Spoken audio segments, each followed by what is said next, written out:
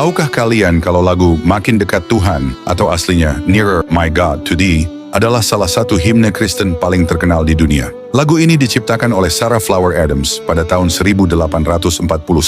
Sarah adalah seorang penulis puisi dan aktris asal Inggris yang lahir pada tahun 1805. Ia menulis lirik lagu ini berdasarkan kisah Yakub dalam Alkitab yang bermimpi tentang tangga menuju surga. Melalui liriknya, Sarah mengungkapkan kerinduannya untuk selalu mendekat kepada Tuhan, bahkan dalam kesulitan hidup. Lagu ini kemudian diaransemen oleh Lowell Mason pada tahun 1856, memberikan nada yang melodius dan menggetarkan jiwa. Keindahan dan kedalaman emosinya membuat lagu ini menjadi penghiburan bagi banyak orang di tengah penderitaan. Keistimewaan lagu Makin Dekat Tuhan begitu terasa hingga lagu ini dipilih sebagai bagian ikonis dalam adegan film Titanic, menggambarkan momen penuh haru ketika para penumpang kapal menghadapi ajal mereka dengan keberanian dan iman yang kuat kepada Tuhan.